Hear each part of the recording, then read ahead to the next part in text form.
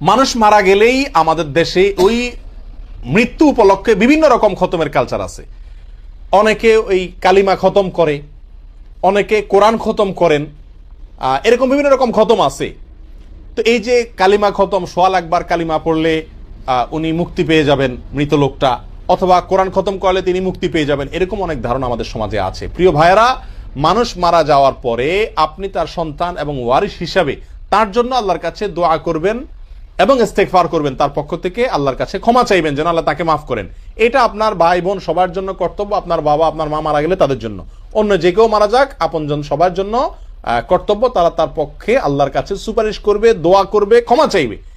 কিন্তু ইসলামী শরীয়তে কোরআন এবং হাদিসের কোথাও আমাদেরকে এটা বলা হয়নি যে মানুষ মারা গেলে ওই মৃত মানুষের জন্য খতমের কোনো অ্যারেঞ্জ করতে হবে।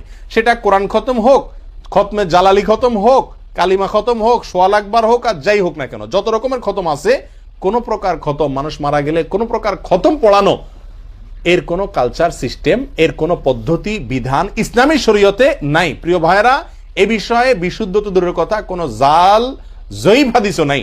নবী আলাইহিস সালাম বলেছেন, ইদা মাতাল ইনসান ইনকাতা আনহু আমালু, যখন মানুষ মারা যায় তার সমস্ত আমলের দুয়ার কি হয়ে যায়? বন্ধ হয়ে যায়। ইল্লা মিন সালাস, তিনটা আমলের দুয়ার খোলা থাকে। এক হলো, তিনি যদি কাউকে কোনো এলেম শিখায় যান, তাহলে সেই এলেম অনুযায়ী সে আমল করলে তিনি এটা সওয়াব পেতে থাকেন। আরেকটা হলো, তিনি যদি কোনো সদকায়ে জারিয়া রেখে যান, কোনো দান করে যান, যে দানের উপকারিতা চলতেছে, টিউবওয়েল করে দিলে মানুষ পানি খাচ্ছে, তাহলে তার উপকার তিনি কবরে বসে পেতে থাকেন।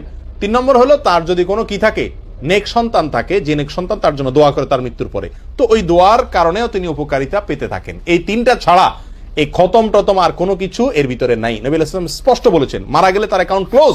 আপনি যত খতম পড়েন, তার অ্যাকাউন্টে কোনো সওয়াব যুক্ত করার কোনো সিস্টেম ইসলামী শরীয়তে নাই। এটা যারা খতম পড়ে তাদের কিছু অর্থনৈতিক সুবিধা হয়, তাদের কিছু ফায়দা হয়, কিন্তু আমরা যারা পড়াচ্ছি আমাদের কোনো লাভ নাই, মৃত মানুষটার কোনো ফায়দা নাই। হাজারের ভিতরে আমাদের দেশে একটা ঘটনা পাওয়া মুশকিল হয় যে মারা যাওয়ার পরে তার ওয়ারিসরা কিসের অ্যারেঞ্জ করে নাই, খতমের ব্যবস্থা করে নাই। এবং সেটা কখনো কখনো নিজেরা পড়ে, কখনো কখনো হুজুরদেরকে দিয়া পড়ায়, কখনো টাকা দিয়ে পড়ায়, কখনো বিনা টাকা দিয়ে, যত রকমই করেন না কেন, এই খতমের সাথে মৃত মানুষের উপকারিতার কোনো সম্পর্ক নাই। এর ফলে মৃত মানুষের কোনো উপকার হবে না, হবে না, হবে না। এ বিষয়ে কোরআন সুন্নাহয় কোনো বর্ণনা নেই।